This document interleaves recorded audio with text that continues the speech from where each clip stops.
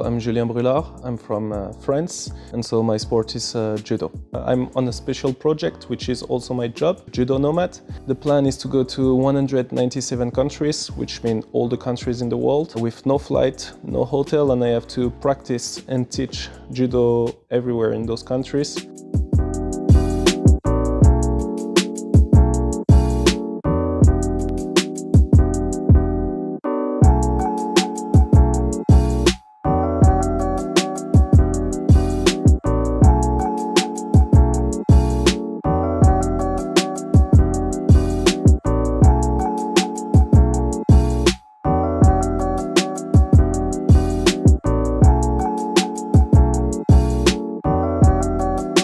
I've been starting judo when I was 4 years old, so it's been 25 years already that I'm doing judo, and I'm kind of teaching since I'm 15, and now I'm official teacher since 4 or 5 years. It's been already something like 10 years that I was thinking of doing a world judo tour. At that time I was still competing for myself, though I had to reduce a little bit judo, like professionally, to be able to go to study, because I wanted to have a proper graduation before being able to like fully go to judo.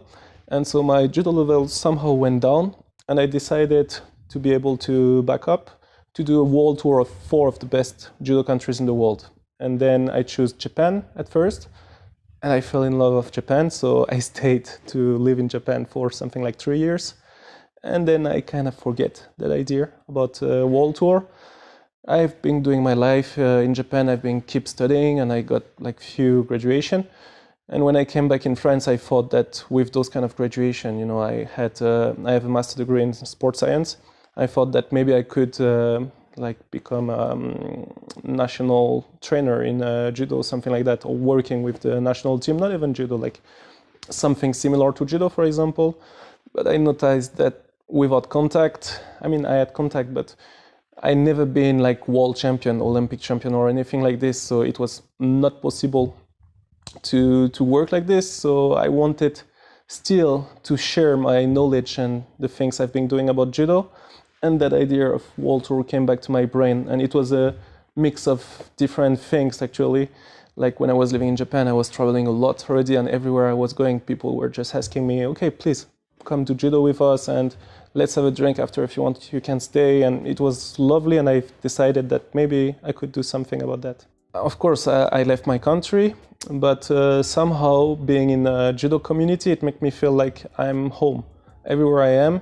Like when I introduce myself, of course, I say I'm French, but when you're between judokas, and it's even the same with other fighting sports, you're just in community, and you're not French, you're not Bulgarian, you're not Japanese, you're judoka, you're jiu-jitsuka, you know. So I feel like I have my family everywhere somehow.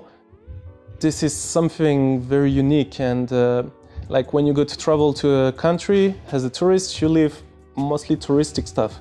But the fact that I'm not staying in hotel, I'm living with people, and I discover so much more than other people, you know. And this joy, this thing unique that people give me, people offer me, it's just wonderful, you know. And so it helped compensate with the missing part.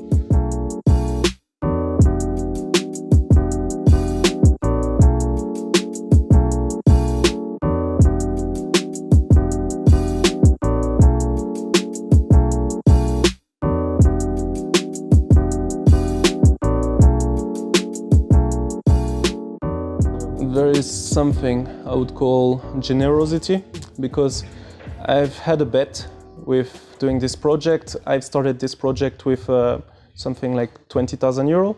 If you want to travel 197 countries for 10 years, there is no way you can do it with 20,000 euro.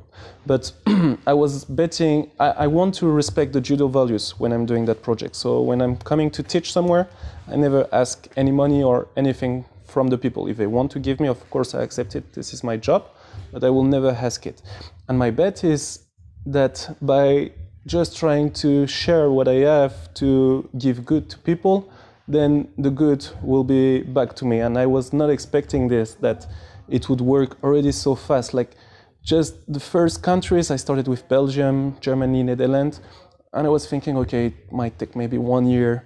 in order to develop. But as soon as I started, people were already giving me so much, and it's just so wonderful to see all people are nice. And this is something you not really think about when you're not traveling so much. Of course, there is bad people. There is maybe not even one person, but there is some very few people. But most of the people that you meet anywhere, not even in judo, even the people I meet in the streets, they're just, most of them, very nice, and this generosity, this pure feeling that have people is really something wonderful. And I hope that I can share that with my journey through the social media, YouTube and everything, that I show to the people that the world is not that dangerous. When I had the idea that came to my brain, I wanted to live within 6 months.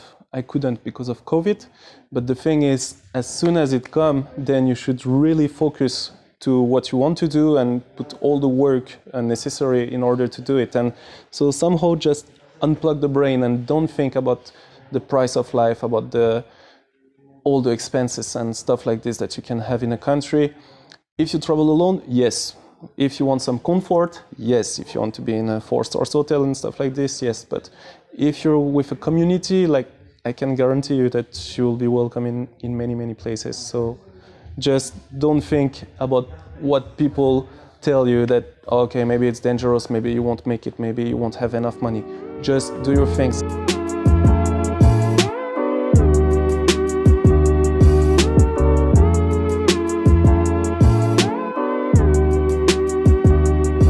I've met Lubo in Skopje, so in Macedonia, and it was just random. We've been talking together, I've been talking about my project, and he's been telling me, okay, I'm doing an app, and this is something innovative, and I wanted to know about it, and he told me, and somehow it just fit actually to my project, like connecting people, And if that app grow as well, like it could help me to reach people anywhere in the world, and I think this is just a perfect idea about making a community. And of course you can also make a professional event. And yeah, for example, I'm going to next Turkey. If I want to see any event, like I'm not only interested about judo, I'm interested about all martial arts and fighting stuff.